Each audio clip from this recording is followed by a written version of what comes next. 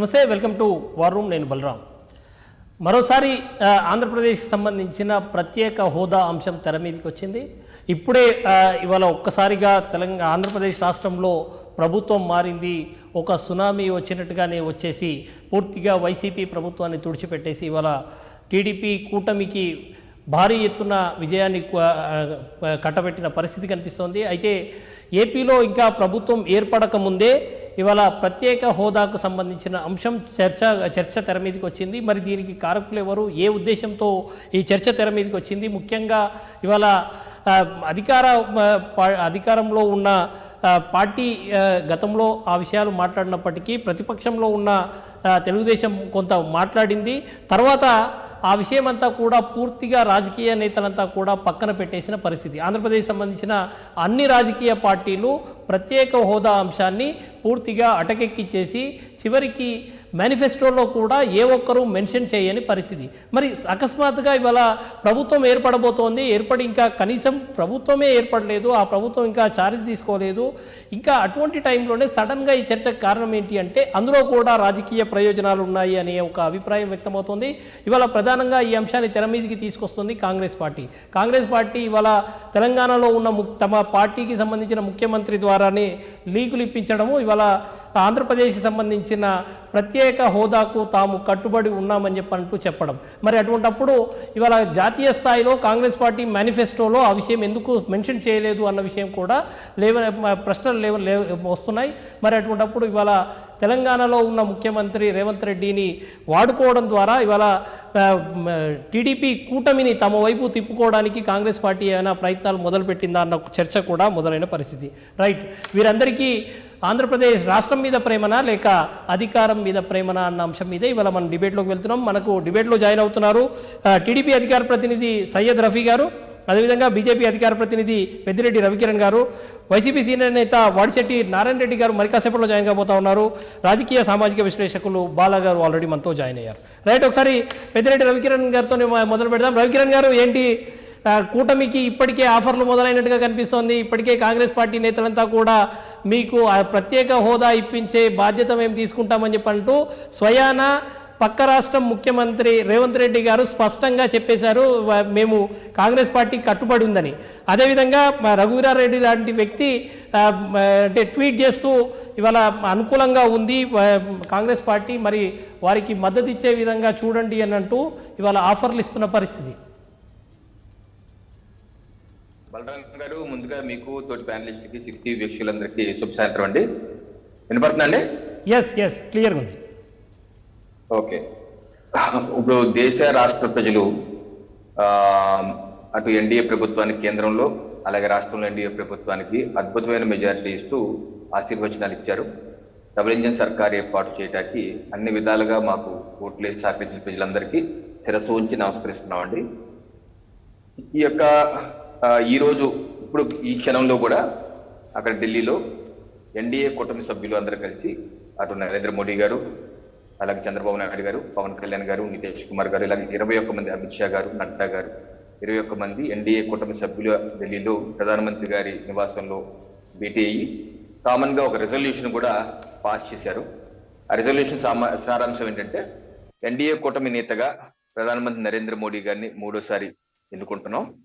అలాగే దేశంలో ఉన్నటువంటి పేద బడుగు బలహీన వర్గాలు, ముఖ్యంగా రైతులు, మహిళలు, యువతలు, పేదల యొక్క అభివృద్ధి కోసం ఎన్డీఏ పాటుపడుతుందని, ఎన్డీఏ కలిసికట్టుగా ముందుకెళ్తుందని ఒక రెజల్యూషన్ కూడా పాస్ చేసి మీడియాకు కూడా రిలీజ్ చేయడం జరిగింది. అందరు కలిసి ఏ క్షణాన్నైనా సరే రాష్ట్రపతి గారి దగ్గరికి వెళ్ళి ప్రభుత్వ ఏర్పాటుకి మాకు అవకాశం కల్పించమని చెప్పేసి ఆ యొక్క రెజల్యూషన్ ని, ఆ యొక్క సంతకాలతో కూడినటువంటి పత్రాన్ని రాష్ట్రపతి గారికి ఇచ్చే పని ఏ క్షణంలోనూ అవ్వచ్చు. సో మేము ఇప్పుడు ఈ సందర్భంలో దేశ చరిత్రలోనే 62 సంవత్సరాల తర్వాత దేశ చరిత్రలోనే ఒక ప్రధానమంత్రి 2 టర్మ్స్ 5 సంవత్సరాలు 10 సంవత్సరాలు పూర్తి చేసుకొని 3వసారి ప్రధానమంత్రిగా ప్రమాణ స్వీకారం చేయబోవటం, బాధ్యతలు తీసుకోబోవటం అనేది ఒక చరిత్ర. 62 సంవత్సరాలు జరుగుతున్నటువంటి చరిత్ర. సో ఇటువంటి అద్భుతమైన ఘట్టాన్ని మనం చూడబోతున్నాం. అలాగే రాష్ట్రంలో కూడా చంద్రబాబు నాయుడు గారి నేతృత్వంలో ఎన్డీఏ ప్రభుత్వం, చంద్రబాబు నాయుడు గారు 4వసారి ముఖ్యమంత్రిగా ప్రమాణ స్వీకారం చేయబోతున్నారు. అది అత్యద్భుతమైనటువంటి నభూతో నభవిష్య అనేటువంటి మెజారిటీ మ్యాండేట్ రాష్ట్ర ప్రజలు 164 స్థానాలు. ఇంకా అంతకన్నా ఎక్కువ మనం ఎక్స్పెక్ట్ చేయడానికి లేదు. అసలు ప్రతిపక్షమే లేకుండా ప్రధాన ప్రతిపక్ష హోదా కూడా ఇవ్వలేని పరిస్థితుల్లో ప్రజలు వాళ్ళని చిత్కరించారు. ఈ యొక్క ఎన్డీఏ కూటమికి ఒక మ్యాండేట్ ఇచ్చారు. చంద్రబాబు నాయుడు గారి అనుభవజ్ఞ నాయకులు, ఒక దీశాలైనటువంటి ముఖ్యమంత్రి గారి నేతృత్వంలో రాష్ట్రాన్ని అభివృద్ధి బాటలో పెట్టి వ్యవస్థలన్నీ గాడిని పెట్టే ప్రయత్నం చంద్రబాబు నాయుడు గారు చేస్తారు. అది అలా ఉంచితే ఇప్పుడు ఎన్డీఏ కూటమి రాష్ట్రంలో బలరాం గారు, మేము ఎలక్షన్ ముందే మేము ఒక కూటమి ఏర్పాటు చేసుకున్నాం. ఇది బీజేపీ, టీడీపీ, జనసేన ఎలక్షన్ ముందే ప్రీపోల్ అలయన్స్ ఇది ఏర్పాటు చేసుకొని మేము ప్రజల ముందుకి ముగ్గురు కలిసి మీ యొక్క పాలన, సుపరిపాలన, అభివృద్ధి పాలన ఇస్తామని చెప్పాం. అలాగే బీజేపీ ప్రధానమంత్రి నరేంద్ర మోడీ గారి సభల్లో చాలా స్పష్టంగా ఆంధ్రప్రదేశ్ రాష్ట్ర అభివృద్ధికి మేము కట్టుబడి ఉన్నాం. అలాగే బుల్లెట్ ట్రైన్ కూడా మేము ఇక్కడ సౌత్ లో వేయబోతాం. దానిలో ఏపీ కూడా భాగస్వామి అయ్యే విధంగా ఉండాలని చెప్పి నేను ఆకాంక్షిస్తున్నాను. అలాగే అమిత్ షా గారు పోలవరాన్ని రెండు సంవత్సరాలు పూర్తి చేసే ప్రయత్నం చేస్తాను. అలాగే అమరావతికి అలయన్స్ ఎందుకు ఫామ్ అయ్యారంటే అమరావతి రాజధాని కోసం అలయన్స్ ఫామ్ అయ్యారని కూడా చెప్పాం. సో మేము చెప్పవలసి మేము చెప్పాం. అలాగే మా యొక్క మేనిఫెస్టోలో కూడా బీజేపీ మేనిఫెస్టో, అలాగే టీడీపీ, జనసేన మేనిఫెస్టో కూడా రిలీజ్ చేయడం జరిగింది. సో దానిలో భాగంగా మేము ఇప్పుడు ఆ ప్రజలు మ్యాండేట్ కోరి ప్రజలు మాకు మ్యాండేట్ ఇచ్చాక ఇప్పుడు మేము ప్రభుత్వానికి వస్తుంటే ఈ యొక్క కూటమిని డిస్టర్బ్ చేయాలి అని కాంగ్రెస్ గజకర్ణ కోగన్న డక్కుటమారు విద్యులు చేస్తూ బ్రేక్ చేయాలని చెప్పేసి వాళ్ళ వ్యవహారం చేస్తున్నారు. దీనికి వంతపాడే విధంగా హైదరాబాద్ లో కూర్చునేటువంటి కమ్యూనిస్ట్ మేధావులు, ప్రొఫెసర్లు కూర్చొని అసలు మీరు అన్నట్టు 24 గంటలు అవ్వకుండానే ఇదిగో మెడలు వంచండి, మోడీ గారి మెడలు వంచండి, ప్రత్యేక హోదా, ఈ చర్చలు పెట్టి మా యొక్క కూటమిని డిస్టర్బ్ చేసే ప్రయత్నం అయితే చేస్తున్నారు. అది కాంగ్రెస్ మేధావులు చేస్తున్నారు. సో వారికి ఒక వెస్టెడ్ ఇంట్రెస్ట్ ఉన్నాయి. ఎందుకంటే ఈ కూటమి ఉండకూడదు. ఇప్పుడు ప్రత్యేక హోదా అనేది హామీ ఇక్కడ ఏ భాగస్వామ్య పక్షం టీడీపీ కానీ, బీజేపీ కానీ, జనసేన కానీ మేము ఎవరు హామీ ఇవ్వలేదు. 2024 ఎలక్షన్లు మేము ఇచ్చింది ప్రధానమంత్రి నరేంద్ర మోడీ గారు నిన్న తెలుగులో ట్వీట్ చేసింది, రాష్ట్ర సర్వతోముఖాభివృద్ధికి, రాష్ట్ర అభివృద్ధికి అందరూ ముగ్గురు కలిసికట్టుగా ముందుకు వెళ్తాం. రాష్ట్ర ప్రజలకి నమస్కరిస్తున్నాను, ఒక పెద్ద మ్యాండేట్ ఎన్డీఏకి ఇచ్చారని ధన్యవాదాలు తెలియజేశారు. రాష్ట్రపతి తెలుగులో కూడా ట్వీట్ చేశారు. సో రాష్ట్ర అభివృద్ధికి మా కూటమి, ఎన్డీఏ కూటమి కట్టుబడి ఉంది. దానికి కావాల్సిన అన్ని చేస్తాం. అంతేగాని వారు చెప్పినట్టు విధంగా మీరు అది తీసుకురండి, ఇది తీసుకురండి, అది చేయండి, ఇది చేయండి అంటాకి వారికి ఏమి సంబంధం లేదు. వారి ప్రభుత్వం ఇప్పుడు భారతీయ జనతా పార్టీకి ఒంటరిగానే 240 స్థానాలు వచ్చాయి. ఇది మేము 430-40 పోటీ చేస్తే ఒంటరిగా 240 వచ్చాయి. కాంగ్రెస్ పార్టీ 300 పైచులకు పోటీ చేస్తే కనీసం 100 కూడా రాలేదు. మొత్తం కూటమికి వెళ్తున్నా సరే 234 ఆగారు, 240 కూడా రాలేదు. అంటే బీజేపీకి ఒంటరిగా పోటీ చేసిన స్థానాలు కూడా ఇండి కూటమికి రాలేదు. అయినా సరే వాళ్ళు ప్రభుత్వం ఏర్పాటు చేయాలి, ఏదో రకంగా డిస్టర్బ్ చేయాలి, ఏదో చేయాలని ప్రయత్నం చేస్తున్నారు. ప్రజలు మాకు ఎన్డీఏ కూటమికి పూర్తి మ్యాండేట్ ఇచ్చారు. 272 స్థానాలు, పైచీలకు 292 స్థానాలు ఇచ్చారు. ప్రభుత్వం ఏర్పాటు చేయాలని ప్రజలు మాకు మ్యాండేట్ ఇచ్చారు. ఆ మ్యాండేట్ ప్రకారం కూటమి సభ్యులందరూ కూర్చుంటారు. ఇక ఆ కూటమిలో ఉన్నటువంటి పెద్ద నేతలు నరేంద్ర మోడీ గారు, చంద్రబాబు నాయుడు గారు, అలాగే పవన్ కళ్యాణ్ గారు కూర్చొని రాష్ట్రానికి ఏ అభివృద్ధి కావాలో అది చేస్తాం. అంతేగాని వారు ఆ ప్రొఫెసర్లు నిర్దేశించిన మ్యాండేట్ అవి పెట్టుకొని మళ్ళీ మేము గతంలో ప్రతిపక్షాలకి పల్లెల్లో పెట్టి ఇచ్చాం పుష్పాలు, నువ్వు ఫుడ్ అని 2019లో. అటువంటి చర్యలు మేము చెయ్యం. ముగ్గురు నేతలు కూర్చొని పవన్ కళ్యాణ్ గారు, చంద్రబాబు నాయుడు, నరేంద్ర మోడీ గారు కూర్చొని రాష్ట్రాన్ని ఎలా గాలిలో పెట్టాలి, రాష్ట్ర అభివృద్ధి ఎలా చేయాలి, రాష్ట్రం పరిశ్రమలు ఎలా తీసుకురావాలి, రాష్ట్రంలో సంపద ఎలా పెంచాలి, ముందుకు కావాల్సిన సుపరిపాలన, ముందుకు కావాల్సిన లా అండ్ ఆర్డర్, స్వేచ్ఛ, వాక్కు స్వేచ్ఛ, ప్రజలకు కావాల్సిన స్వేచ్ఛ, అది అసలు ఆ స్వేచ్ఛ లేకుండా చేసింది వైసీపీ పార్టీ. సో అటువంటి పరిస్థితుల నుంచి పారద్రోలి ముందు సుపరిపాలన అందించి లా అండ్ ఆర్డర్ సిస్టమ్ లో పెట్టి వ్యవస్థలను గాడిలో పెట్టి ముందుకు తీసుకెళ్తారు చంద్రబాబు నాయుడు, గణభోగన్ నాయకులు. మేము ఇంకా అసలు ప్రమాణ స్వీకారమే చేయలేదు. ఇంకా ముందుగా జరగలేదు, అప్పుడే మొదలు పెట్టారు కోనా మేధావులు. సో ఇటువంటి సమంజసం కాదని చెప్పి నా యొక్క అభిప్రాయం. బలరాం గారు. రైట్. రఫీ గారు మీకు అప్పటికే ఇంకా మీరు ప్రభుత్వం పూర్తిగా ఏర్పాటు చేయలేదు, అప్పుడే మొదలైన మీకు ఏంటి ఈ సిచ్యువేషన్ ఎట్లా చూస్తున్నారు మీరు? నమస్కారం అండి మీకు, అలాగే ఛానల్లో ఉన్నటువంటి మిత్రులు, అలాగే 60 వీక్షకులందరికీ కూడా నమస్కారం. ఈ చర్చ ఎందుకు పెట్టారో నాకు అర్థం కావట్లేదు. ముందుగా నేను చెప్పాను. ఇప్పుడు ఒక అరగంట క్రితమే ప్రధానమంత్రి ఇంట్లో ఎన్డీఏ నేతల సమావేశం అదిలేండి. మా పార్టీ అధ్యక్షులు, మాజీ ముఖ్యమంత్రి చంద్రబాబు నాయుడు గారు మోడీ గారి పక్కన కూర్చొని నితీష్ కుమార్ గారు, ఏకనాథ్ షిండే గారు, భాగస్వామ్య పక్షాలన్నీ మీటింగ్ ఏర్పాటు చేసుకున్నాయి. నరేంద్ర మోడీ గారిని ప్రధానమంత్రిగా కూటమి నాయకుడిగా ఎన్నుకున్నారు. ఆయన ప్రధానమంత్రిగా ప్రభుత్వం ఏర్పాటు చేయడానికి పిలవండి అని రాష్ట్రపతి దగ్గరికి ఇవాళ పోతా ఉన్నారు. ఓకే, ఇప్పుడు ఎందుకు చర్చ వచ్చింది? మీకు ఏం వచ్చింది అసలు? ప్రాబ్లం ఏం వచ్చింది చెప్పండి మీరు. ప్రాబ్లం మాకేం లేదు. మీ మిత్రులు రఘువీరారెడ్డి గారు ఒక ట్వీట్ చేశారు. రఘువీరారెడ్డి గారు ట్వీట్ చేశారు, తెలంగాణ ముఖ్యమంత్రి గారు చెప్పారు మేము కట్టుబడి ఉన్నాం కాంగ్రెస్ పార్టీ అని చెప్పారు. మీరు అవి ఫాలో కాకపోతే ఏం చేయాలి? తెలంగాణ ముఖ్యమంత్రి ఏం చెప్పాడు? కాంగ్రెస్ పార్టీ కట్టుబడి ఉంది ప్రత్యేక హోదా గురించి అని చెప్పారు. అవుననేమండి, ఏమైంది దానికి? అదే ఇప్పుడు మరి ప్రత్యేక హోదా గురించి మీరు కాంగ్రెస్ పార్టీ వైపు ఏమైనా వెళ్తారా అని కదా చర్చ జరుగుతుంది ఇక్కడ. మీరు చెప్పింది ఏంటి? అరగంట క్రితం ఎన్డీఏ భాగస్వామ్య పక్షాలుగా నరేంద్ర మోడీ గారిని ప్రధానమంత్రిగా నిర్ణయిస్తూ మేము నిర్ణయాలు తీసుకుంటే అతను ఎవరో రఘువీరారెడ్డి ట్వీట్ చేశాడని చెప్పి చర్చ పెట్టి మమ్మల్ని అడిగితే మేమేం చెప్తామండి? ఓకే, మీరు రఘువీరారెడ్డి ట్వీట్ చేశాడు. అవును, ఆయన దగ్గర సెల్ ఫోన్ ఉంది, ట్విట్టర్ ఉంది, ట్విట్టర్ లో కొట్టాడు. ఓకే, ఆయనకి రేవంత్ రెడ్డి చెప్పారేమో కొట్టమని. ఓకే, మేము ప్రజల దగ్గర మ్యాండేట్ తీసుకున్నాం, 3 పార్టీలు కలిసి పోటీ చేశాం. ఇక్కడ వచ్చేటువంటి మ్యాండేట్ ఎన్డీఏ భాగస్వామ్య పక్షాలుగా ఉండాలని అనుకున్నాం. ఆ దిశగా వెళ్ళాము, కూర్చున్నాము. ప్రభుత్వం ఏర్పాటు చేయడానికి మేము కూడా సహకరిస్తా ఉంటే కళ్ళకు కట్టినట్టు ఇది కనిపిస్తా ఉంటే ఎవరో రఘువీరారెడ్డి ఎక్కడో మడకశిరలో కూర్చొని కొట్టినటువంటి ట్విట్టర్ కి మేమేం జవాబు చెప్తాం? ఈ చర్చ దేనికి అంటున్నాం సార్?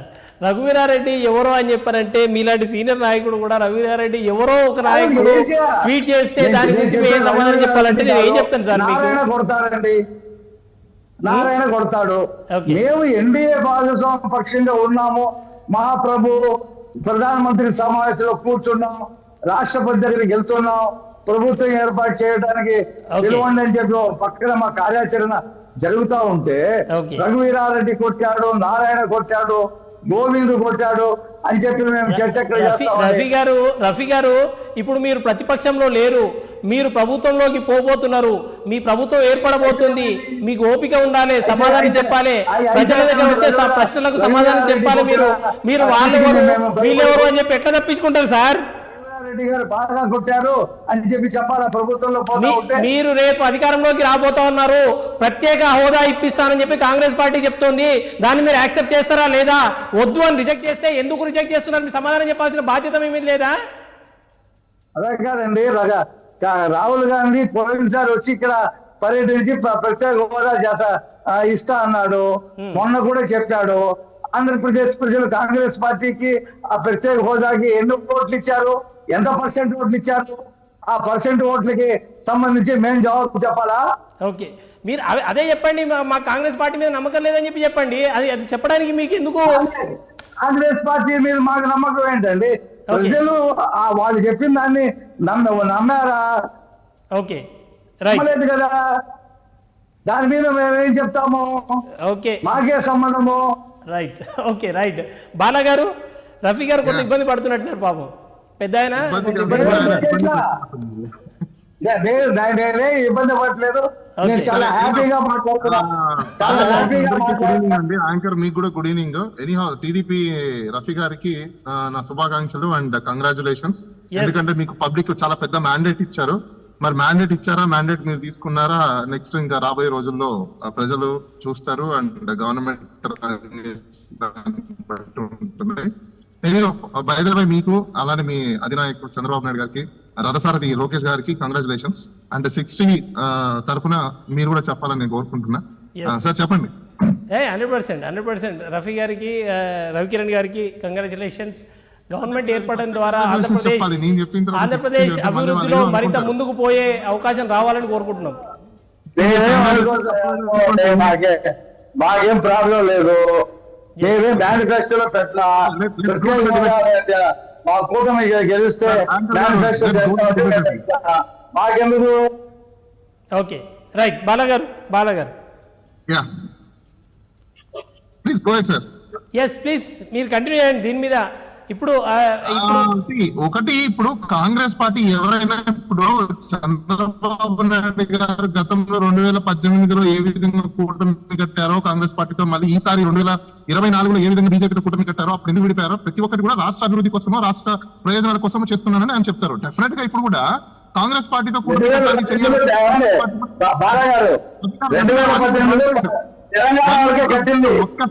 ఒక్క సెకండ్ రఫీ గారు, ఇప్పుడు కాంగ్రెస్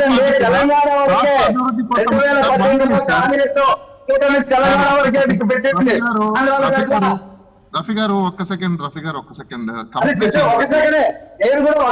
చెప్తున్నా.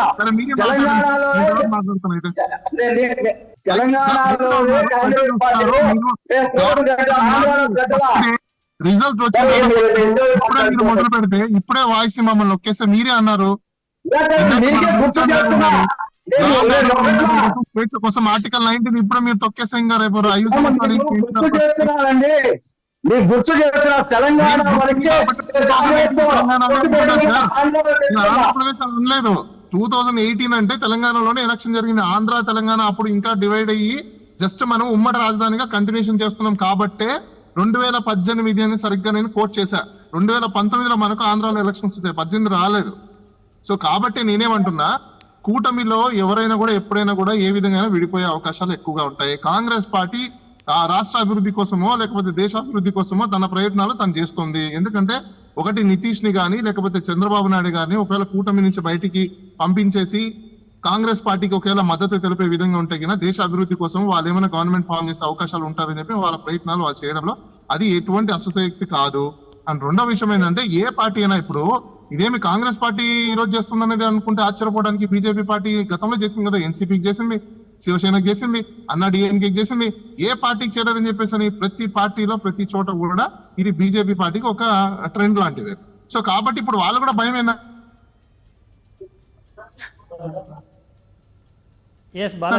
ఎక్కడ షిఫ్ట్ అయిపోతారో ఎక్కడ జంప్ అయిపోతారో చెప్పి ఇప్పుడే గవర్నమెంట్ ఫామ్ చేసేసుకోవడానికి కూడా రెడీ అయిపోయారు. ఎందుకంటే రేపు గవర్నమెంట్ ఫామ్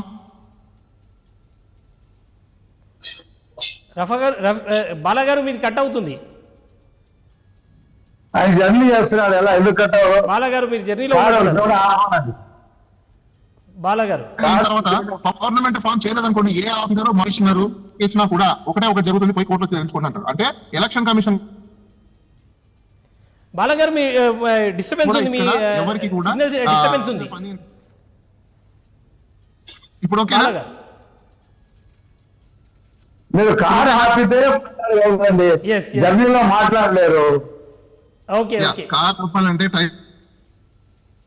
మరి రెండిట్లో ఏదో ఒకటి ఎంచుకోండి, మీరు మాట్లాడటమో లేకపోతే మిమ్మల్ని నేను వెయిట్ చేయించలేను కదా సార్. ఎందుకంటే ఇప్పుడు గవర్నమెంట్ ఫామ్ చేసిన అధికార పార్టీ వాళ్ళని మళ్ళీ మేము ఆపలేము కాబట్టి కంటిన్యూషన్ చేస్తున్నాను. సరే ఏమి టాపిక్ లోకి వెళ్దాము. సో కాబట్టి కాంగ్రెస్ పార్టీ కూడా ఏంటంటే మ్యాండేట్ చాలా దగ్గరగా ఉంది కాబట్టి కూటమికి వాళ్ళకి కూడా ఇండియాకి INDIA ఇండియా అనకూడదు అన్నారు కాబట్టి INDIA వాళ్ళకి కూడా. కాబట్టి ఇప్పుడు ఒకవేళ చంద్రబాబు నాయుడు గారు లేకపోతే నితీష్ గారు ఇద్దరు కానీ సపోర్ట్ చేయగలిగితే భారతదేశానికి మరో దిక్సూచిగా కాంగ్రెస్ పార్టీ మారాలని వాళ్ళు అనుకుంటుండొచ్చు.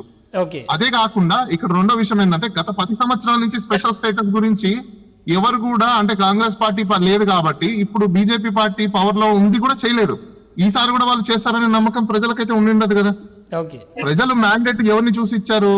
అక్కడ చంద్రబాబు నాయుడు గానో లేకపోతే పవన్ కళ్యాణ్ గానో వాళ్ళు చెప్పిన మేనిఫెస్టో. అంతేగాని ఎన్డీఏకి పెద్ద ఓటింగ్ లేదు. అదే స్పెషల్ గా ఎన్డీఏ ఒకటి సింగిల్ గా బీజేపీ కంటెస్ట్ చేయమని చెప్పండి, ఆంధ్రప్రదేశ్ ఎన్ని ఓట్స్ వస్తాయి చూద్దాం, రావు. కాకపోతే ఇక్కడ కూటమిలో ఉండడం వల్ల, కలిసి ఉండడం వల్ల టీడీపీ ఓట్ బ్యాంక్ మొత్తము అటు జనసేన పార్టీకి అదే విధంగా బీజేపీకి షిఫ్ట్ అయ్యి సీట్లు వచ్చాయి. Very well. ఇప్పుడు వాళ్ళ మాట మీద ఉంటారా ఉండరా, స్పెషల్ స్టేటస్ తీసుకొస్తారా తీసుకురారా అనేది అది రేపు రాబోయే రోజుల్లో మరి ప్రజలు ప్రతిపక్షాలు, అసలు ప్రతిపక్షమే లేదు కాబట్టి ఆంధ్రప్రదేశ్ లో ఇది ఒక కొత్త చరిత్ర కాబట్టి చూడాలి ఏం జరుగుతుంది ఏంటని చెప్పేసి. నెక్స్ట్ రైట్, కాంగ్రెస్ పార్టీ ఇస్తుందని చెప్పి ఎక్స్పెక్టేషన్స్ ఉన్నాయా మీకు?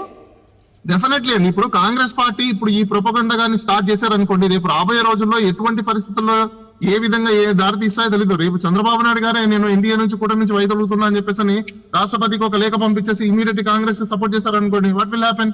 Nothing will happen. రేపు కాంగ్రెస్ పార్టీ స్వదాగా చంద్రబాబు నాయుడు గారికి ప్రధానమంత్రి ఆఫర్ చేస్తాం మీరు వచ్చేయండి అన్నారు అనుకోండి, టక్కుమని జంప్. ఎవరు ఆపరు సార్. ఎన్ని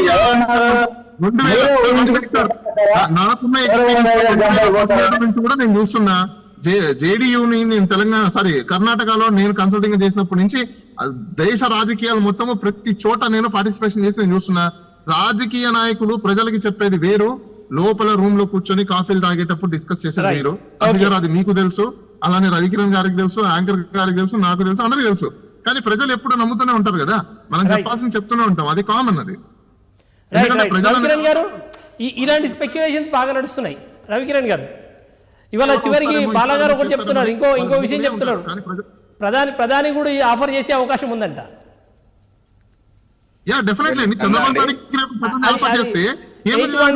చెప్పండి. ఇప్పుడు ఎగ్జాంపుల్ నేను చెప్తాను. రవికిరణ్ గారే ఉన్నారు. రవికిరణ్ గారికి ఇమీడియట్ గా ఏ స్టేట్ గవర్నమెంట్ లోనో సెంట్రల్ గవర్నమెంట్ లోనో పదవి ఆఫర్ చేసి వెళ్ళరా? ఖచ్చితంగా వెళ్తారు. అదే రవి గారు వెళ్ళరా? వెళ్తారు. మీరు వెళ్ళరా? వెళ్తారు.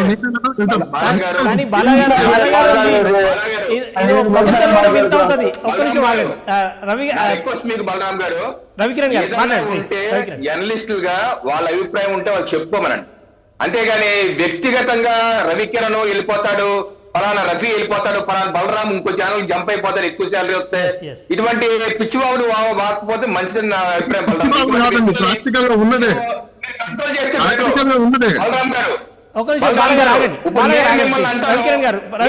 ప్యాకేజ్ ఎక్కువపోతే మీరు TV9 పోతారని ఇది మాట్లాడతారు. బాలగారు వ్యక్తిగతంగా వద్దు ప్లీజ్, వ్యక్తిగతంగా వద్దు ప్లీజ్.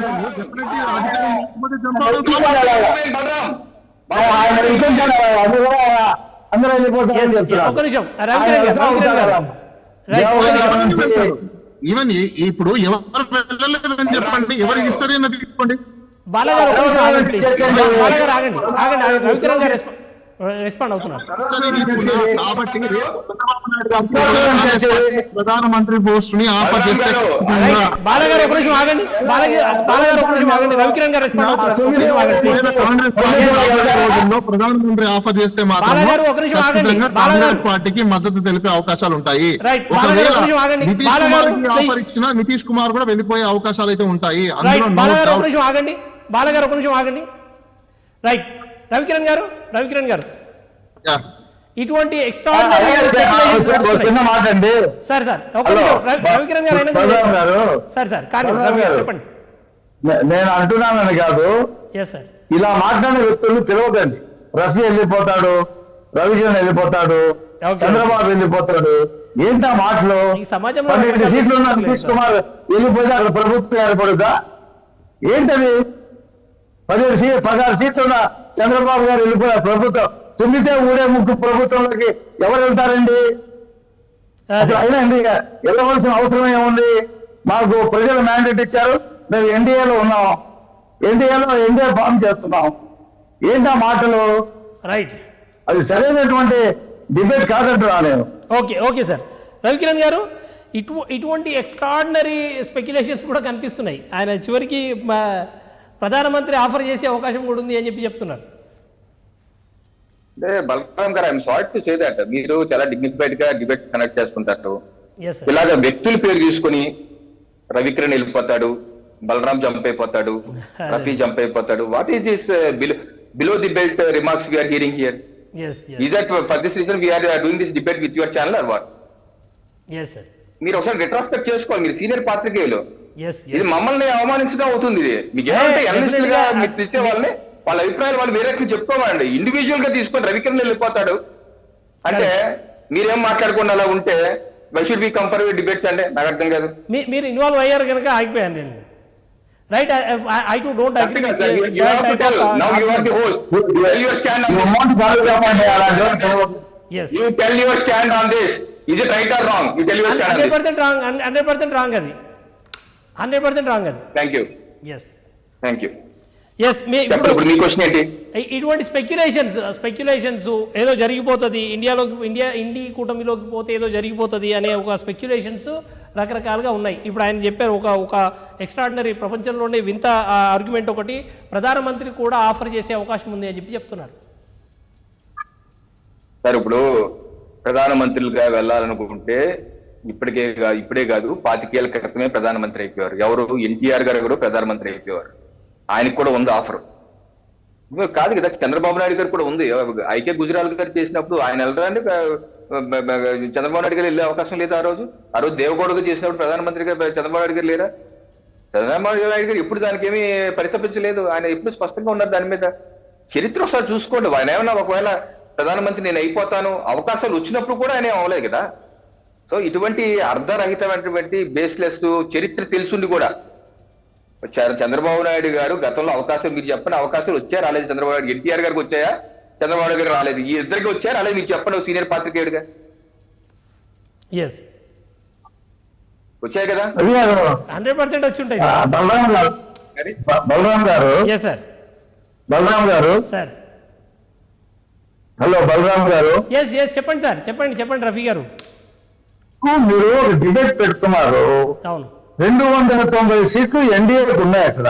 అవునండి. 12 సీట్లు నితీష్ కుమార్కి వచ్చినాయి. అవునండి. 16 సీట్లు చంద్రబాబు గారికి తెలుగుదేశం పార్టీకి వచ్చినాయి.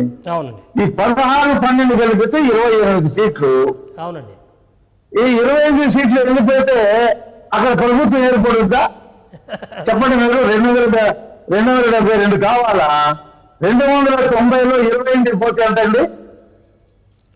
చెప్పండి, ఎంత ప్రభుత్వం ఏర్పడుద్దా? పోదు. అసలు అయినా 28 చేరితే 234, ఇంటి కోటి 28 చేరితే 272 ఎక్కడ వస్తుంది? రావట్లేదు కదా. అవును, రావట్లేదు కదా. ఇంకా 10 కావాలి గవర్నమెంట్ వాళ్ళకి. లెక్కలు రాని వాళ్ళు ఏదో మాట్లాడు. ఇప్పుడు శరద్ పవార్ ఏం చెప్పారు?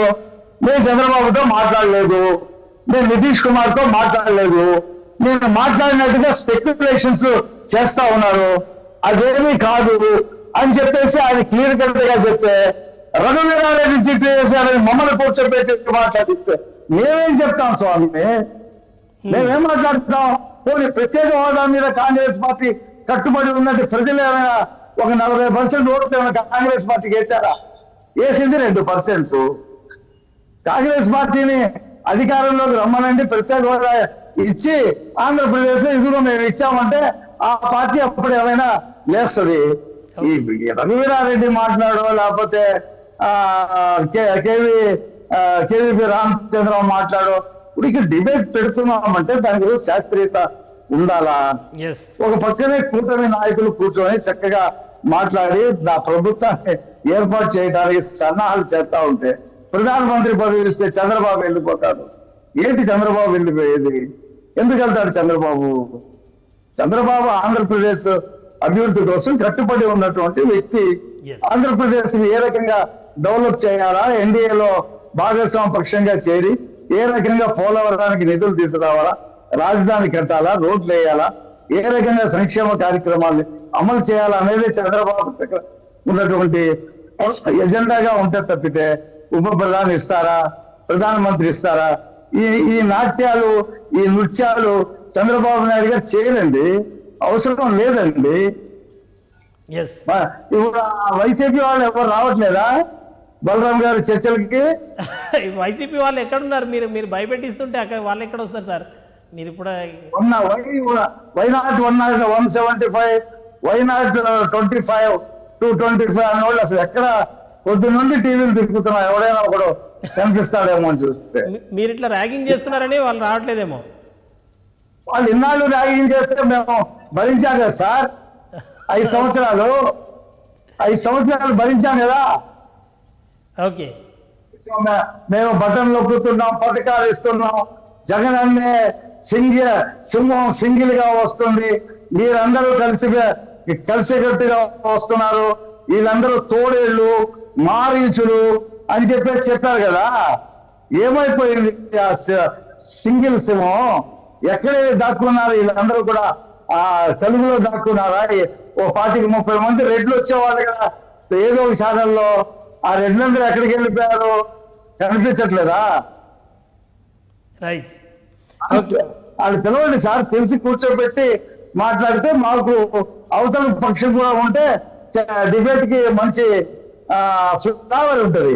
నేను రవికిరణ్ మాట్లాడుకుంటే ఏముంటుంది? మేము ఇద్దరం కూటమిలోనే నాయకులం, మేము మేమే మాట్లాడుకుంటా ఉంటాం. మీరు రాష్ట్ర ప్రజలతో మాట్లాడుతున్నారు రఫీ గారు, ఇక్కడ కూర్చోవడం ద్వారా రాష్ట్ర ప్రజలతో మాట్లాడుతున్నారు. రాష్ట్ర ప్రజలకు భవిష్యత్తు ఎట్లా ఉండబోతుందో చెప్తున్నారు అంతే. మీరు అక్కడ ఆయన రాలేదు, మరి ఇప్పుడు ఏం చేస్తాం మనం?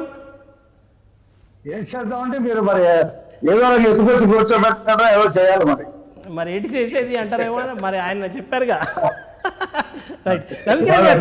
పట్టుకొని కారులో కూర్చోబెట్టి లాక్కొని రావాలా. ఎందుకంటే 5 సంవత్సరాలు ఈ టీవీ డిబేట్ లో కూర్చొని మా మీద అబద్ధాలు, మాకు వార్నింగ్లు ఒక పనికి మాలిన నాయకుడిని ఎన్నుకొని ప్రజలు బాధలు పడుతున్నారని చెప్పి నేను ప్రతి సమస్య చెప్తా ఉంటే, లేదు బొట్టను నొక్కుతున్నాం చాలు ఎన్ని కొట్టుకుపోతాయి దాంట్లో అని చెప్పి మాట్లాడిన వాళ్ళు ఎక్కడా అని అడుగుతున్నాను నేను. అది కదా మరి మీరు కూడా మీరు మోడరేటర్ గా ఉన్న వాళ్ళు ఏమైనా మేము చెప్తున్న దాన్ని ఏమైనా సపోర్ట్ చేశారా? ఆ రోజుల్లో గుర్రాన్ని ఒకలాగానే గాడిదని ఒకలాగానే చూసి మీరు డిబేట్ చేసేవాళ్ళు. మీరు చెప్పేది తప్పయ్యా, గ్రౌండ్ రిపోర్ట్ అవ్వలేదు. డాక్టర్ ప్రభాకర్ అలాగే చేతులు విడిచి కట్టి రోడ్డు మీద ఇచ్చేయకూడదు. డ్రైవర్ సుబ్రహ్మణ్యాన్ని చంపినటువంటి అనంతబాబుని అమ్మటేసుకొని జగన్ తిరగకూడదు. ఆ ఇసుక ఏంటి, ఆ దోపిడీ ఏంటి, ఇదేంటని చెప్పి మేము మోడరేటర్స్ అడగలేదు కదా సార్. మేము వాస్తవాలు చెప్పి మీరు సపోర్ట్ చేశారు, నేను చెప్పింది సపోర్ట్ చేశారు. సార్ రవి గారు 30 సంవత్సరాలుగా ఎవరెవరిని ఎట్లా అడగాలో అక్కడ అడుగుతున్నాము. లిక్కర్ తాగి చచ్చిపోతున్నారండి. 35,000 మంది చచ్చిపోయారు. 5 లక్షల మంది ఆ సారాతో ఆ లిక్కర్ తో ప్రాణాలు పోగొట్టుకుంటున్నారు. మంగళసూత్రాలు తెగిపోతున్నాయని చెప్పి నేను చెప్తా ఉంటే ఎస్ అండి అవునండి అని చెప్పి ఒక్క మోడరేటర్ చెప్పిన ఇంతలేదు, దీనికి ఏం సమాధానం చెప్తారని వాళ్ళకి చెప్పడం, ఇదే చర్చ సాగింది కదా 5 సంవత్సరాలు. మరి ఆడవాళ్ళు అర్ధరాత్రి నుంచొని ఓట్లు వేసేసారు, మా పథకాల కోసమే ఓట్లు వేశారు, మా పథకాల కోసం ఓట్లు వేశారంటే వాళ్ళు ఆడవాళ్ళు పథకాల కోసమే ఇలా చేరిన దానికి, రౌడీజానికి, ఈ దురాగతానికి, ఈ దౌర్జన్యాలకు పోతుందో పోదో అని చెప్పి బలంగా నొక్కడం కోసం అర్ధరాత్రి అయినా సరే ఓట్లేసి ఆ ప్రభుత్వాన్ని ఇంటికి పంపించారు. మేము చెప్తున్నామంటే కాదు పథకాలకి వేసారేమో, మళ్ళీ ప్రభుత్వం రాకపోతే పథకాలు పోతాయేమో అని చెప్పి ఆయన మాట్లాడేవాళ్ళు. Okay right sir. రవికిరణ్ గారు, ఇప్పుడు ఒకటి ఆంధ్రప్రదేశ్ ముందు ఇప్పుడు ఒక పెద్ద బాధ్యతే ఉంది. ఇప్పుడు ఒకవైపు ఈ కన్ఫ్యూజన్స్ కూడా మొదలైనాయి. ఇటువంటి టైంలో మీరు కూటమికి ఇవాళ లీడ్ చేస్తున్న పార్టీ ఆంధ్రప్రదేశ్లో అయితే తెలుగుదేశం కావచ్చు, మీరు జాతీయ స్థాయిలో కూటమిని లీడ్ చేస్తున్న పార్టీగా మీరున్నారు. ఈ కన్ఫ్యూజన్స్ ఇటువంటి టైంలో ఆంధ్రప్రదేశ్ ప్రజానికానికి మీరు ఏం చెప్పాలనుకుంటున్నారు? సార్, ఇప్పుడు ఆంధ్రప్రదేశ్ రాష్ట్రం గత 5 సంవత్సరాలుగా అవినీతి, అస్తవ్యస్త, కక్షపూరిత పాలనతో ప్రజలకు కనీసం వాక్ స్వాతంత్రం, స్వేచ్ఛ లేకుండా వ్యవస్థల్ని వాళ్ళ మానాన వాళ్ళు నడవనివ్వకుండా మొత్తం నాశనం చేశారు వ్యవస్థల్ని. సో ఈ వ్యవస్థలన్నింటినీ గాడిలో ఇప్పుడు ఈ రోజు ప్రజలు ఎందుకంటే అంత విపరీతమైనటువంటి మ్యాండేట్ వైసీపీ పార్టీకి 151 నుంచి మధ్యలో 5 తీసేసి ఆ ఒకటి మాత్రం మిగిల్చారు. ఎందుకు అంత పెద్ద చెంపపెట్టు గొడ్డలు పెట్టి సమాధానం వాళ్ళు చెప్పారంటారు?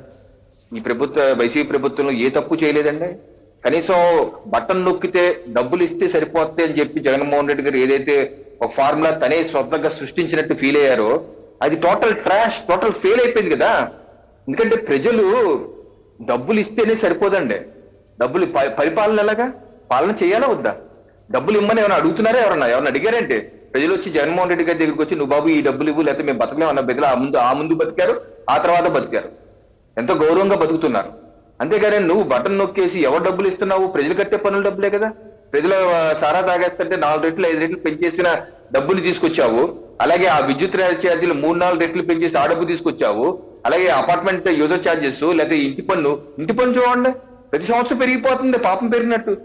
ఎలా కడతారండి? చెత్త పన్నులు, రిజిస్ట్రేషన్ ఛార్జీలు, బస్సు రేట్లు చూడండి 3 రెట్లు 4 రెట్లు పెంచేశారు.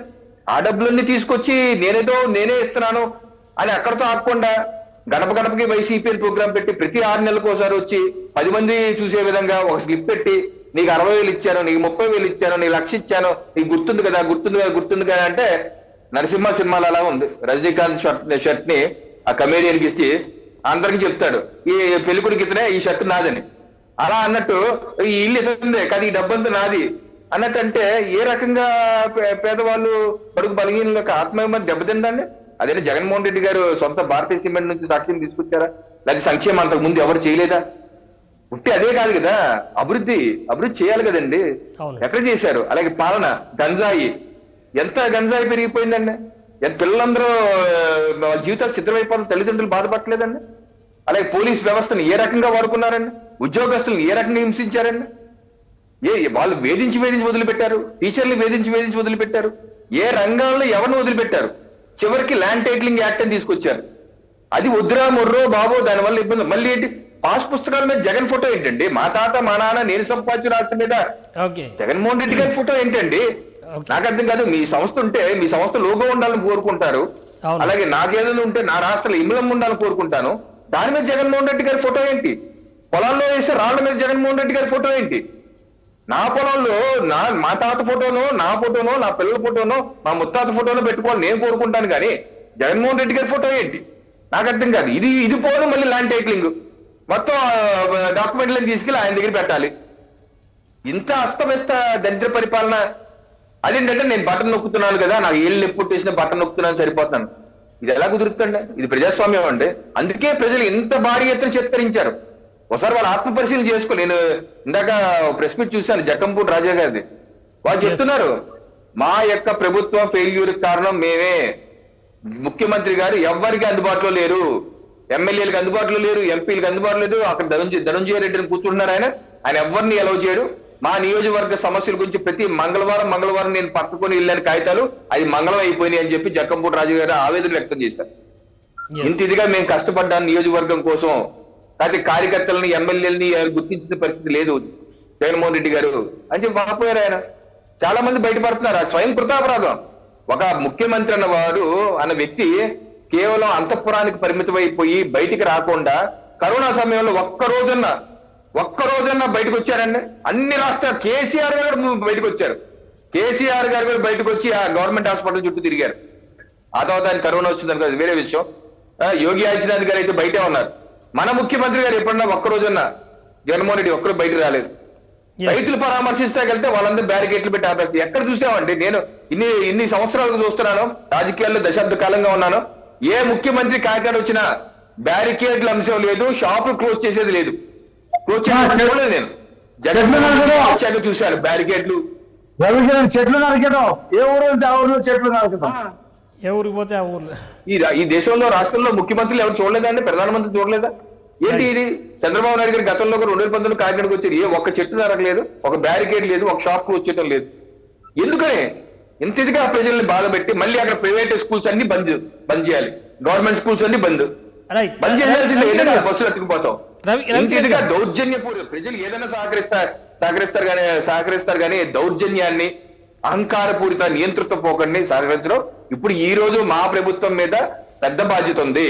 కంక్లూజన్కి వస్తున్నారు, పెద్ద బాధ్యత ఉంది. ఎన్ని వ్యవస్థలు గాడిలో పెట్టాలి, అలాగే ఆదాయ వనరులు పెంచాలి. ఎందుకంటే అప్పులు చేసేసారు, ముప్పుడు అప్పులు అయిపోయినాయి. అవన్నీ ఎంత చేశారో బయట ఇందాక చంద్రబాబు నాయుడు ప్రెస్ మీట్ లో చెప్పారు. అవన్నీ బయటికి తీయాలి. ఎంత ఆదాయం పెంచే మార్గాలు చూడాలి. ఏ రకంగా ఆదాయం ఈ రోజు పెడితే రేపు వచ్చేది. కొన్ని షార్ట్ టర్మ్ గోల్స్ ఉంటాయి, లాంగ్ టర్మ్ గోల్స్ ఉంటాయి. బ్రహ్మనాయుడు గారు షార్ట్ టర్మ్ గా ఏ రకంగా ఉండాలి, లాంగ్ టర్మ్ గా ఏ రకంగా ఉండాలి.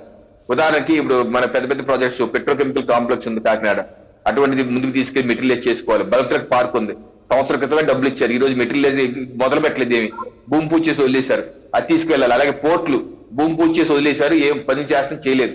అన్ని పనులు పూర్తి చేసుకోవాలి. లాంగ్ టర్మ్ గా ఎన్ని మేజర్ ప్రాజెక్ట్స్ ఉన్నాయి, ఆ ప్రాజెక్ట్స్ అన్ని రైల్వేస్ ఉన్నాయి, ఒక 20 ఏళ్ళుగా పెండింగ్ లో ఉన్నాయి. ఆ రైల్వే ప్రాజెక్ట్స్ ఇప్పుడు కోటిపల్లి నర్సాపురం రైల్వే లైన్ ఉంది, దానికి కావాల్సిన 200 కోట్లు 300 కోట్లు ఉంది. అది కేంద్ర ప్రభుత్వం మాట్లాడి వాళ్ళే మొత్తం పెట్టిన విధంగా పెట్టేసుకుని ఏదో రకంగా చేసి కంప్లీట్ చేయించాలి. అలాగే అలా కొన్ని ఇన్ఫ్రాస్ట్రక్చర్ ప్రాజెక్ట్స్ ఉన్నాయి. అలాగే భారీ పరిశ్రమలు తెచ్చుకుని ఏర్పాటు చేయాలి. కేంద్రంతో కూడా సహయోగ్యంగా ఉంటూ మన కుటుంబంలో భాగంగా ఉన్నాం కాబట్టి ప్రభుత్వంలో కూడా మన మంత్రులే ఉంటారు కాబట్టి అటు టీడీపీ నుంచి మంత్రులు ఉంటారు, జనసేన నుంచి మంత్రులు ఉంటారు, బీజేపీ నుంచి మంత్రులు ఉంటారు. మనం చేసుకుని పెద్ద పరిశ్రమలు వచ్చేక్కడ చూసుకుని షార్ట్ టర్మ్ గా రెవెన్యూ పెంచుకోవాలి, లాంగ్ టర్మ్ గా రెవెన్యూ పెంచుకోవాలి.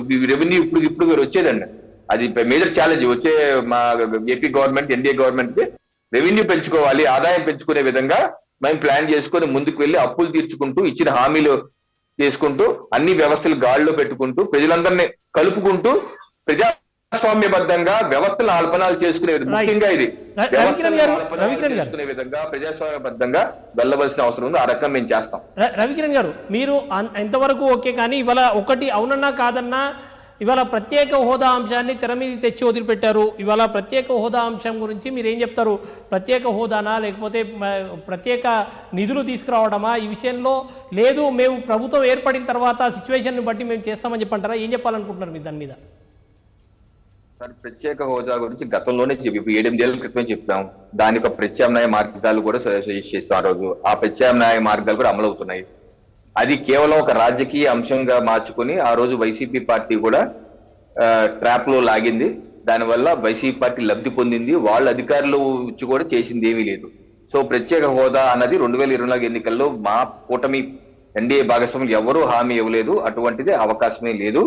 అయితే రాష్ట్ర అభివృద్ధికి ఏం చేయాలో అదన్నీ చేస్తాం. అక్కడ చంద్రబాబు నాయుడు గారు, పవన్ కళ్యాణ్ గారు, నరేంద్ర మోడీ గారు ముగ్గురు త్రిమూర్తులుగా రాష్ట్రాన్ని అభివృద్ధి బాటలో తీసుకెళ్లే విధంగా అలాగే నరేంద్ర మోడీ గారు తన యొక్క సభల్లో కూడా చెప్పారు, రాష్ట్ర అభివృద్ధికి పూర్తిగా కట్టుబడి ఉన్నాను. ఏ రకంగా అనేకమైన అభివృద్ధి ప్రాజెక్టులు ఏపీ భాగస్వామి కావాలని కోరుకుంటున్నాను. సో తప్పనిసరిగా అటువంటి ప్రాజెక్ట్స్ అన్ని తీసుకొస్తాము. అటువంటి వెసులుబాట్లన్నీ ఇచ్చే విధంగా రాష్ట్రాన్ని అభివృద్ధి బాటలో నడిపే విధంగా ముగ్గురు త్రిమూర్తులు కలిసి ముందుకు తీసుకెళ్తారు. గతంలో చేసిన పొరపాట్లు ఎవరి ట్రాప్ లో మేము పడం. మా కూటమి అలాగే ఆనందంగా ప్రజల్ని ఆశీర్వచనాలు ఇచ్చారు. ప్రజల ఆశీర్వాద బలంతో ప్రజలు మెప్పించి మరోసారి 2029 ఎన్నికల్లో కూడా అధికారులకు మేమే వచ్చే విధంగా అలా ఆశీర్వాదంతో ముందుకు వెళ్తామని చెప్పి తెలియజేస్తాం. బలరాం రైట్. రఫీ గారు మీ వైపు నుంచి ఇప్పుడు రాష్ట్రంలో అధికారంలో ఉండబోతున్న పార్టీ మీది, ఇవాళ లీడ్ చేయబోతున్నారు. ఆంధ్రప్రదేశ్లో భారీ ఎత్తున మీకు మెజారిటీ వచ్చింది. ఇప్పుడు ఫైనల్గా అవునన్నా కాదన్నా ఇవాళ చర్చ అయితే వచ్చేసింది. ఇవాళ ప్రత్యేక హోదా అన్న అంశం మీద చర్చ వచ్చింది. రాష్ట్ర ప్రజలకు ఏం చెప్తారు మీరు? ప్రత్యేక హోదానే తెస్తారా? హోదా కంటే బెటర్గా మీరు ఏం చేయాలనుకుంటున్నారు? మీ ప్లానింగ్స్ ఏంటి? రాష్ట్ర ప్రజలకు మీరేం చెప్పాలనుకుంటున్నారు? మా ప్లానింగ్స్ అన్ని కూడా మా మేనిఫెస్టోలో పెట్టామండి. ఆ మేనిఫెస్టోని ఇంప్లిమెంట్ చేయటమే మా ప్రాధాన్యత. ప్రజలకు కూడా బహిరంగ సభల్లో మేము వస్తే ఏం చేస్తామో చెప్పాం. వాటిని చేయడం కోసమే ప్రయత్నం చేస్తాం. ప్రత్యేక హోదా టీవీలో చర్చల్లో ఉండడానికి మాత్రం బాగా ఉపయోగపడుతుంది. ఏదైనా కాస్త రేటింగ్ అయితే ఉపయోగపడుతుంది, మాట్లాడుకోవడానికి ఉపయోగపడుతుంది. ఆ ప్రత్యేక హోదా గురించి వాగ్దానం ఇచ్చిన పార్టీ ఏం చేస్తుందో చూడమనండి. ప్రజలు వాళ్ళకి మద్దతు ఇచ్చి వాళ్ళకి అధికారాన్ని తీసుకొస్తే అప్పుడు వాళ్ళు ఇస్తారు. దాన్ని మేము కాదంట్లా. ప్రత్యేక హోదాకి మేము వ్యతిరేకం కాదు. కానీ మేము మా మేనిఫెస్టోలో దాన్ని పెట్టినప్పుడు దాని గురించి మేము గొంతు చించుకొని అవ్వటం అనేది అనవసరమైన విషయం. చాలా రాష్ట్రానికి సంబంధించినటువంటి ముఖ్యమైనటువంటి అంశాలు పెట్టాం. ప్రజల సంక్షేమానికి సంబంధించినటువంటి చాలా పెద్ద అంశాలు పెట్టాం. అవన్నీ కూడా నెరవేర్చి 2029లో మళ్ళీ మ్యాండేట్ అడిగి అప్పుడు మళ్ళీ తిరిగి అధికారంలోకి వస్తాం. అది మా ముందున్నటువంటి ఇవాళ ప్రశ్న. రైట్. మీరు 9న అధికారంలోకి రాబోతా ఉన్నారు. ఫస్ట్ ప్రియారిటీ ఏముండబోతోంది? ఫస్ట్ ప్రియారిటీ రాజధాని, సెకండ్ ప్రయారిటీ పోలవరం అంటే మొత్తం ఇరిగేషన్ ప్రాజెక్టులు కంప్లీట్ చేయటం, థర్డ్ పరిశ్రమల్ని పెట్టడానికి పెట్టుబడులు ఆకర్షించటం, తద్వారా నిరుద్యోగ యువతకి ఉపాధి కల్పించటం, మహిళలకి స్వాంతన చేకూర్చడం కోసం వాళ్ళకి ప్రతి నెల 1500 రూపాయలు ఆర్థిక సాయం చేయటం, నిరుద్యోగులకి 3000 రూపాయలు ఆర్థిక సాయం చేయటం, సంవత్సరానికి 4 లక్షల ఉద్యోగ కల్పన మీద దృష్టి పెట్టడం, రైతులకి ప్రతి సంవత్సరం 20,000 రూపాయలు నగదు ఇవ్వటం వ్యవసాయం చేసుకోవటానికి. అది కాకుండా బీసీలకు సంబంధించి ఒక చట్టబద్ధమైనటువంటి చట్టాన్ని తీసుకురావటం. ఇలాగా ప్రతి విషయంలో ప్రజలకు సంబంధించినటువంటి ఇప్పుడు అలాగే పెన్షన్స్ 4,000 రూపాయలు చేయటం, వికలాంగులకి 1 రూపాయలకి 6,000 రూపాయలు చేయటం, ఇలా అనేకమైనటువంటి కార్యక్రమాలు చేసి ఈ 5 సంవత్సరాల్లో వాటిని ఫుల్ఫిల్ చేసి ఎన్నికలకు వెళ్ళాలని చెప్పేసి అనుకుంటా ఉన్నాం. ఇంత లోపల ఏమైనా ప్రత్యేక హోదా ఎన్డీఏ కూడా ఇవ్వచ్చునేమో, ఇస్తే తీసుకుంటాం. అందులో ఏం సందేహం లేదు. ప్రత్యేక హోదా అనేది ఒక దాని చుట్టే పెట్టి రాజకీయాలు నడపం. దానివల్ల ప్రజల్లో కూడా మేము పోయినసారి 2018లో ఎన్డీఏ నుండి బయటకు వచ్చి ప్రత్యేక హోదా గురించి ఉద్యమం చేసిన ప్రజలు మాకేం మ్యాండేట్ ఇవ్వరా, వైసీపీకే ఇచ్చారు. తర్వాత కాంగ్రెస్ పార్టీ 14లో చెప్పింది, 19లో చెప్పింది, మొన్న కూడా చెప్పింది. ప్రజలు ప్రత్యేక హోదా కోసం కాంగ్రెస్ పార్టీకి ఏమి మ్యాండేట్ ఇవ్వలేదు. కాబట్టి ప్రత్యేక హోదా అంశము టీవీ చర్చలకే పరిమితం అయిపోతుందని చెప్పి నేను భావిస్తా ఉన్నా. రైట్. ఒక విషయం ఫైనల్గా రఫీ గారు మీతో ఇంకొక ఇంట్రెస్టింగ్ క్వశ్చన్ అడగాలి. ఈ రెడ్ బుక్ ఏమైంది సార్? రెడ్ బుక్ ఏమైంది? దాని గురించి ఏమైనా మొదలవుతుందా ఇప్పుడు? అంటే ప్రభుత్వం ప్రమాణ స్వీకారం చేసిందా సార్?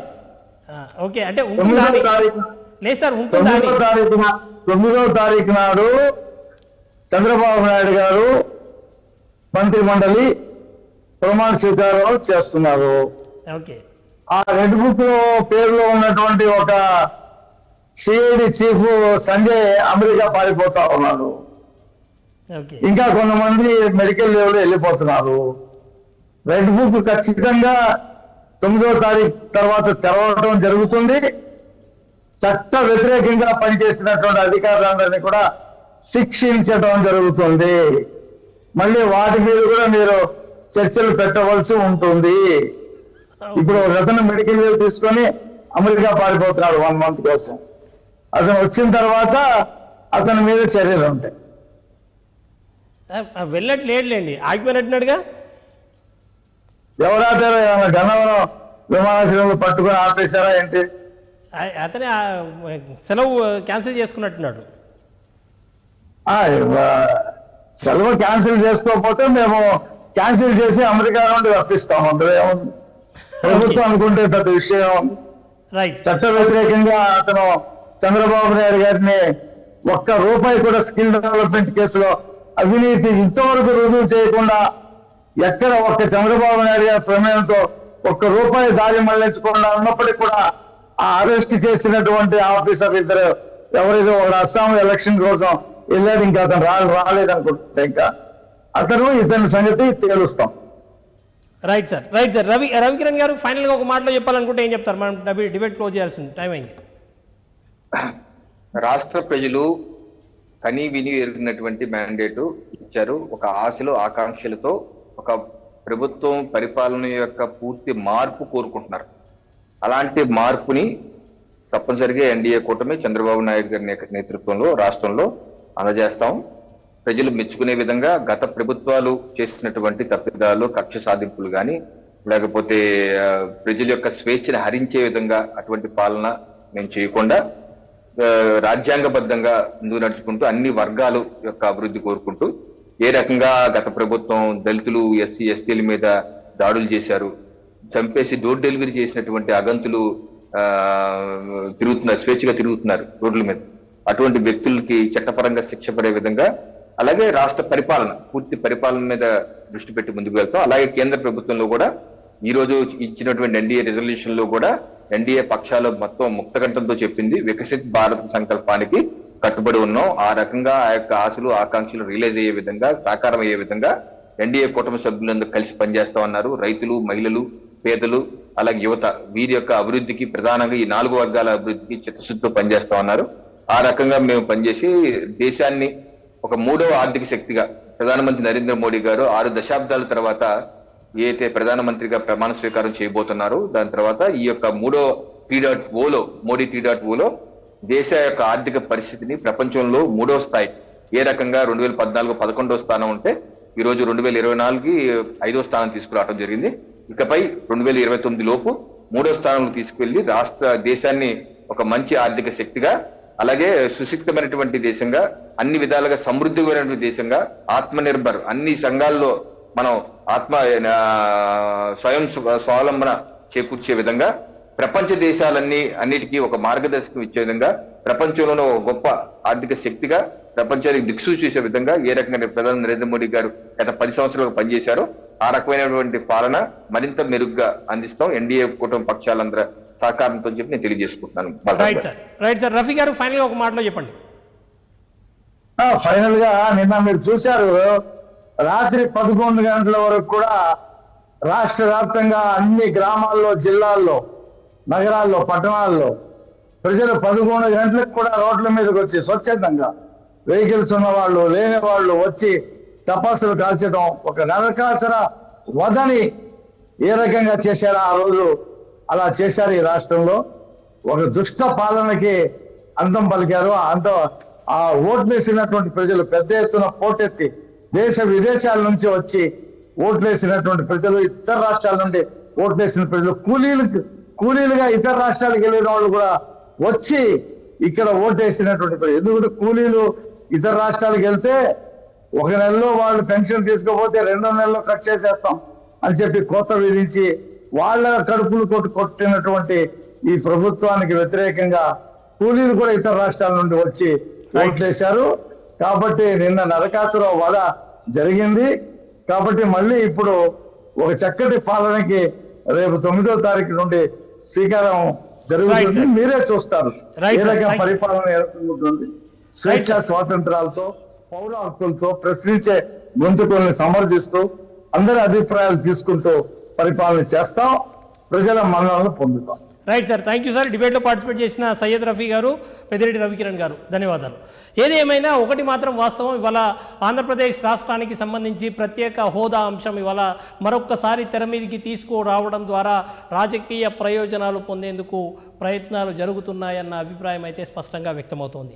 అయితే అధికారంలోకి రాబోతున్న పార్టీల కూటమి అయితే స్పష్టంగా చెప్తోంది, మేము అధికారంలోకి రావడానికి ముందు మేనిఫెస్టోలో ఏదైతే చెప్పామో దానికి కట్టుబడి ఉంటాం, కానీ ఇవాళ మరొక డీవియేషన్ తీసుకునే ఉద్దేశం తమకు లేదు అన్న విషయాన్ని మాత్రం ఇవాళ టీడీపీ, బీజేపీ పార్టీలు స్పష్టంగా చెప్తున్న పరిస్థితి కనిపిస్తుంది. మరి ఈ ప్రత్యేక హోదా అంశం ద్వారా కాంగ్రెస్ పార్టీ ఎవరిని డిఫెన్స్లో పడేయబోతోంది, ఏ ప్రయోజనాల కోసం ఈ ప్రయత్నాలు మొదలుపెట్టింది అన్న విషయం కూడా మరింత చర్చ జరగాల్సిన అవసరం అయితే స్పష్టంగా కనిపిస్తోంది. ఇది ఇవాల్టి వార్ రూమ్. మరికొన్ని అంశాలతో రేపు కలుద్దాం. Stay tune to 6 TV.